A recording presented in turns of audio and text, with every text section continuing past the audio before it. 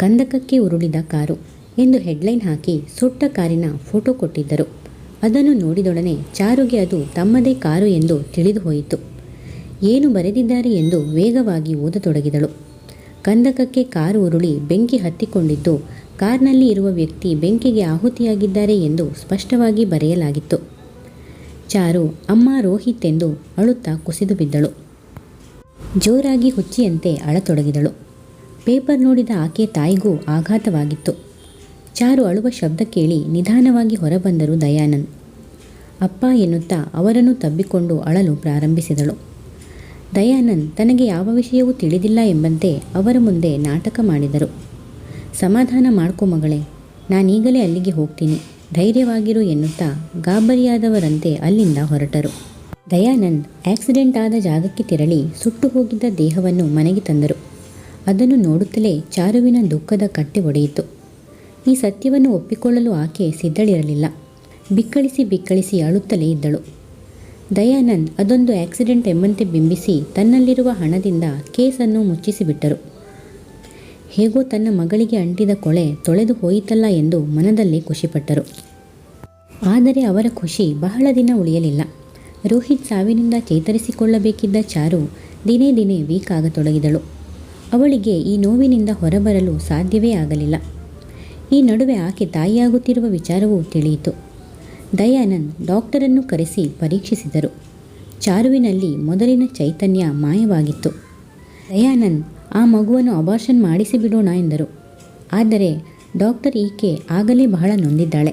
ಈಕೆಯನ್ನು ಯಾವ ಚಿಕಿತ್ಸೆಯಿಂದಲೂ ಮೊದಲಿನಂತೆ ಮಾಡಲು ಸಾಧ್ಯವಿಲ್ಲ. ಇದೊಂದು ಮನೋರೋಗವಾಗಿದೆ.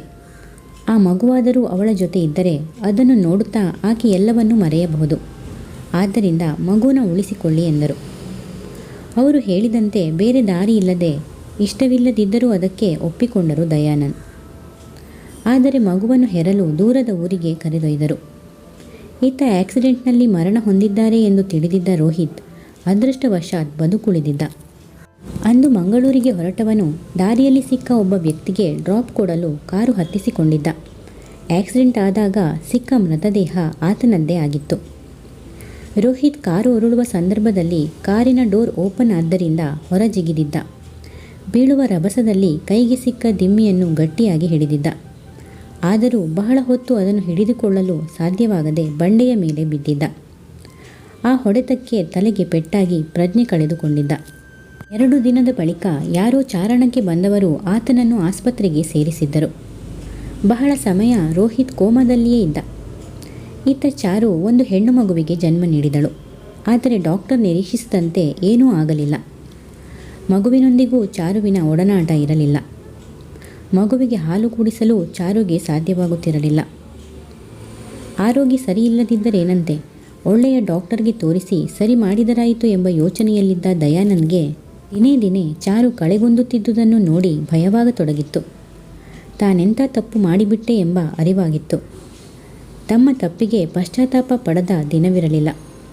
ಸಂತೋಷವಾಗಿದ್ದ ಮಗಳ ಜೀವನವನ್ನು ಬೇಕಂತಲೇ ನಾನೇ ನನ್ನ ಕೈಯಿಂದ ಹಾಳು ಮಾಡಿಬಿಟ್ಟೆನಲ್ಲ ಎಂಬ ಕೊರಗು ಅವರನ್ನು ಕಾಡತೊಡಗಿತ್ತು. ಈ ಮಧ್ಯೆ ದಯಾನಂದ್ಗೆ ಹಾರ್ಟ್ ಅಟ್ಯಾಕ್ ಕೂಡ ಆಯಿತು.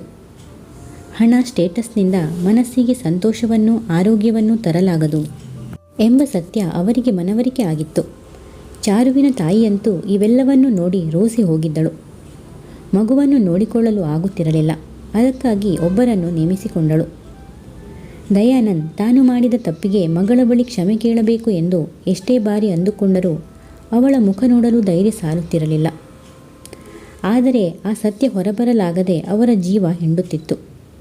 ಒಂದು ದಿನ ಸುಮ್ಮನಿರಲಾಗದೆ ನಡೆದ ವಿಷಯವನ್ನು, ರೋಹಿತ್ ಸಾವಿಗೆ ತಾನೇ ಕಾರಣ ಎಂಬ ಸತ್ಯವನ್ನು ತನ್ನ ಹೆಂಡತಿ ಬಳಿ ಹೇಳಿಕೊಂಡರು. ಇದನ್ನು ಕೇಳಿ ಆಕೆ ಹೌಹಾರಿದಳು. ತನ್ನ ಗಂಡ ಇಷ್ಟು ಕೆಳಮಟ್ಟಕ್ಕೆ ಇಳಿಯುತ್ತಾರೆ ಎಂದು ಆಕೆ ಎಂದೂ ಭಾವಿಸಿರಲಿಲ್ಲ.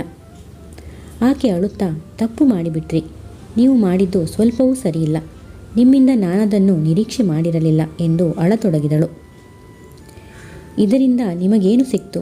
ಅವಳನ್ನೊಮ್ಮೆ ನೋಡಿ, ಈಗ ಸಂತೋಷನಾ? ಈ ಸ್ಥಿತಿಯಲ್ಲಿರುವ ನಿಮ್ಮ ಮಗಳಿಗೆ ಈಗ ಇನ್ನೊಂದು ಮದುವೆ ಮಾಡಿ ಎಂದು ಅಳುತ್ತಾ ನಿಂದಿಸತೊಡಗಿದಳು. ನಾನು ಮಾಡಿದ ತಪ್ಪಿಗೆ ಪಶ್ಚಾತ್ತಾಪ ಪಡುತ್ತಿದ್ದೇನೆ. ಅದಕ್ಕಾಗಿ ದೇವರು ನನಗೆ ಸರಿಯಾದ ಶಿಕ್ಷೆ ನೀಡಿದ್ದಾನೆ. ನೀನು ಇನ್ನಷ್ಟು ನೋಯಿಸಬೇಡ ಎಂದರು ಕಣ್ಣೀರಿಡುತ್ತಾ. ಚಾರುವನ್ನು ಮನೆಗೆ ಕರೆತರಲಾಯಿತು. ಚಾರು ಪ್ರತಿಯೊಂದಕ್ಕೂ ತಾಯಿಯನ್ನೇ ಅವಲಂಬಿಸಿದ್ದಳು. ಈ ಮಧ್ಯೆ ದಯಾನಂದ್ಗೆ ಹಾರ್ಟ್ ಅಟ್ಯಾಕ್ ಕೂಡ ಆಯಿತು. ದಯಾನಂದ್ಗೆ ಬದುಕಿನ ಮೇಲೆ ಯಾವ ಆಶಾಭಾವನೆಯೂ ಇರಲಿಲ್ಲ. ಆದ್ದರಿಂದ ಯಾವಾಗಲೂ ಆಸ್ಪತ್ರೆಗೆ ತೋರಿಸಿಕೊಳ್ಳುತ್ತಿರಲಿಲ್ಲ. ಹಾರ್ಟ್ ಅಟ್ಯಾಕ್ ಆದರೂ ಟ್ರೀಟ್ಮೆಂಟನ್ನು ತೆಗೆದುಕೊಳ್ಳದೆ ಕೇರ್ಲೆಸ್ ಮಾಡತೊಡಗಿದರು. ಕೊನೆಗೆ ಹೆಂಡತಿಯ ಒತ್ತಡದ ಮೇರೆಗೆ ಚಿಕಿತ್ಸೆಗಾಗಿ ಮಂಗಳೂರಿನ ಹಾಸ್ಪಿಟಲ್ಗೆ ಆಗಾಗ ಹೋಗಿ ಬರುತ್ತಿದ್ದರು. ಹೀಗೆ ಒಂದು ದಿನ ಹಾಸ್ಪಿಟಲ್ಗೆ ಹೋದಾಗ ವೀಲ್ ಚೇರ್ನಲ್ಲಿ ಕೊಂಡೊಯ್ಯುತ್ತಿದ್ದ ಒಬ್ಬ ವ್ಯಕ್ತಿಯನ್ನು ನೋಡಿ ತಮ್ಮ ಕಣ್ಣನ್ನು ತಾವೇ ನಂಬದಾದರು. ಯಾಕೆಂದರೆ ಆತ ರೋಹಿತ್ನಂತೆಯೇ ಇದ್ದ. ಆದರೆ ಕಣ್ಣು ಮುಚ್ಚಿದ್ದ. ಆತನನ್ನು ನೋಡಿದೊಡನೆ ಓಡಿ ಬಂದು ಆತನ ಬಗ್ಗೆ ಡಾಕ್ಟರನ್ನು ವಿಚಾರಿಸಿದರು ದಯಾನಂದ್. ಆತ ಕೋಮಾದಲ್ಲಿರುವ ವಿಚಾರ ಅವರಿಂದ ತಿಳಿಯಿತು. ಇನ್ನಷ್ಟು ವಿಚಾರಿಸಿದಾಗ ಇದು ಬಹಳ ಹಳೆಯ ಕೇಸು. ಇವರನ್ನು ನೋಡುತ್ತಿದ್ದವರು ಬೇರೊಬ್ಬ ಡಾಕ್ಟರ್. ಇವರ ಬಗ್ಗೆ ತನಗೆ ತಿಳಿದಿಲ್ಲವೆಂದರು ಅವರು. ಆ ಡಾಕ್ಟರ್ ಯಾವಾಗ ಬರುತ್ತಾರೆ? ನಾಳೆ ಬೆಳಿಗ್ಗೆ 11 ಗಂಟೆಗೆ ಎಂದಾಗ ದಯಾನಂದ್ ಅವರ ಬರುವಿಕೆಗಾಗಿ ಕಾದು ಕುಳಿತರು. ಅವರನ್ನು ಭೇಟಿ ಮಾಡಿ ವಿಚಾರಿಸಿದಾಗ ರೋಹಿತ್ಗೆ ಆಕ್ಸಿಡೆಂಟ್ ಆದ 2 ದಿನದ ನಂತರ ಪ್ರಜ್ಞಾಹೀನ ಸ್ಥಿತಿಯಲ್ಲಿ ರೋಹಿತ್ ಆಸ್ಪತ್ರೆಗೆ ದಾಖಲಾಗಿದ್ದು ಮತ್ತು ಚಾರಣಕ್ಕೆ ಬಂದ ಯುವಕರು ಆತನನ್ನು ಅಡ್ಮಿಟ್ ಮಾಡಿರುವ ವಿಚಾರವನ್ನು ಅವರು ತಿಳಿಸಿದರು. ಅದನ್ನು ಕೇಳಿ ದಯಾನಂದ್ಗೆ ಆತ ತನ್ನ ಅಳಿಯ ರೋಹಿತ್ ಎಂಬುದು ಖಾತ್ರಿಯಾಯಿತು. ಹಾಗಾದರೆ ಇವನು ರೋಹಿತ್? ಹೌದು, ರೋಹಿತ್ ಬದುಕಿದ್ದಾನೆ. ದಯಾನಂದ್ ಬಡಬಡಿಸುತ್ತಾ, ಡಾಕ್ಟರ್, ಇವರಿಗೆ ಯಾವಾಗ ಪ್ರಜ್ಞೆ ಬರುತ್ತದೆ ಎಂದು ಕೇಳಿದರು. ಅವರಿಗೆ ಆಪರೇಷನ್ ಮಾಡಬೇಕಾಗಿದೆ. ಅವರ ಕಡೆಯವರು ಯಾರೂ ಅವರನ್ನು ನೋಡಲು ಬರಲಿಲ್ಲ. ಆದ್ದರಿಂದ ಆಪರೇಷನ್ ಮಾಡಲಾಗಲಿಲ್ಲ. ಇವರು ಅಡ್ಮಿಟ್ ಆದ ದಿನದಿಂದ ಹೀಗೆಯೇ ಇದ್ದಾರೆ ಎಂದರು ಡಾಕ್ಟರ್. ದಯಾನಂದ್ ಅಳುತ್ತಾ, ಡಾಕ್ಟರ್, ಇವರು ನನ್ನ ಅಳಿಯ. ಎಷ್ಟೇ ಹಣ ಖರ್ಚಾದರೂ ಚಿಂತೆ ಇಲ್ಲ. ಆಪರೇಷನ್ ಮಾಡಿ, ಚಿಕಿತ್ಸೆ ಮುಂದುವರಿಸಿ, ಆದಷ್ಟು ಬೇಗ ಅವರನ್ನು ಮೊದಲಿನಂತೆ ಮಾಡಿ ಎಂದು ಬೇಡಿಕೊಂಡರು. ಅದರಂತೆ ರೋಹಿತ್ಗೆ ಆಪರೇಷನ್ ಆಯಿತು. 2 ದಿನಗಳ ನಂತರ ರೋಹಿತ್ ಕಣ್ಣು ಬಿಟ್ಟನು. ಮಾವನನ್ನು ನೋಡಿ ಅವರನ್ನು ಗುರುತಿಸಿದನು. ಚಾರು ಬಗ್ಗೆ ಕೇಳಿದನು. ದಯಾನಂದ್ ಆತನನ್ನು ತಬ್ಬಿ ಕಣ್ಣೀರಿಡುತ್ತಾ ಆಕೆಯ ಆರೋಗ್ಯ ಸರಿಯಿಲ್ಲದಿರುವುದನ್ನು ತಿಳಿಸಿದರು. ರೋಹಿತ್, ಚಾರು ನಿನಗಾಗಿ ಕಾಯುತ್ತಿದ್ದಾಳೆ. ನೀನು ಆದಷ್ಟು ಬೇಗ ಹುಷಾರಾಗಿ ಬಾ. ನಿನ್ನನ್ನು ಅವಳ ಬಳಿ ಕರೆದೊಯ್ತೀನಿ ಎಂದರು. ಹೀಗೆ 2 ವಾರ ಕಳೆದವು. ರೋಹಿತ್ ಚೇತರಿಸಿಕೊಂಡ. ಕಾಲಿಗೆ ಪೆಟ್ಟಾದ್ದರಿಂದ ನಡೆಯಲು ಕಷ್ಟಪಡುತ್ತಿದ್ದ. ಒಂದು ದಿನ ಮಧ್ಯಾಹ್ನ 12 ಗಂಟೆಗೆ ದಯಾನಂದ್ ರೋಹಿತ್ನನ್ನು ಮನೆಗೆ ಕರೆತಂದರು. ರೋಹಿತ್ ಕೂಡ ಚಾರುವನ್ನು ನೋಡುವ ತವಕದಲ್ಲಿದ್ದ. ರೋಹಿತ್ನನ್ನು ಚಾರು ಬಳಿ ಕರೆದೊಯ್ಯುತ್ತಿದ್ದಂತೆ ಚಾರು ನಿಸ್ತೇಜ ಕಣ್ಣುಗಳಿಂದ ಆತನನ್ನೇ ನೋಡಿದಳು. ರೋಹಿತ್ನನ್ನು ನೋಡಿ ಮೊದಲ ಬಾರಿಗೆ ಅವಳಲ್ಲಿ ಚೈತನ್ಯ ಮೂಡಿತು. ಅವನ ಬಳಿ ಹೋಗಲು ಪ್ರಯತ್ನಿಸಿದಳು. ಚಾರುವನ್ನು ಅವಳ ತಾಯಿ ರೋಹಿತ್ ಬಳಿ ಕರೆದೊಯ್ದರು. ಚಾರು ಆತನ ಮುಖದ ಮೇಲೆ ಮೈಮೇಲೆ ಕೈಯಾಡಿಸಿ ಜೋರಾಗಿ ಅಳತೊಡಗಿದಳು. ರೋಹಿತ್ ಆಕೆಯನ್ನು ತಬ್ಬಿಕೊಂಡು ತಾನು ಅಳತೊಡಗಿದನು. ದಯಾನಂದ್ ಇದನ್ನೆಲ್ಲ ನೋಡುತ್ತಾ ಪಕ್ಕಕ್ಕೆ ಹೋಗಿ ಕಣ್ಣೊರೆಸಿಕೊಂಡರು. God is great. ನನ್ನ ತಪ್ಪನ್ನು ಸರಿಮಾಡಿಕೊಳ್ಳಲು ಒಂದು ಅವಕಾಶ ಕೊಟ್ಟೆಯಲ್ಲ ದೇವರೇ, ಅಷ್ಟೇ ಸಾಕು ಎಂದುಕೊಂಡರು.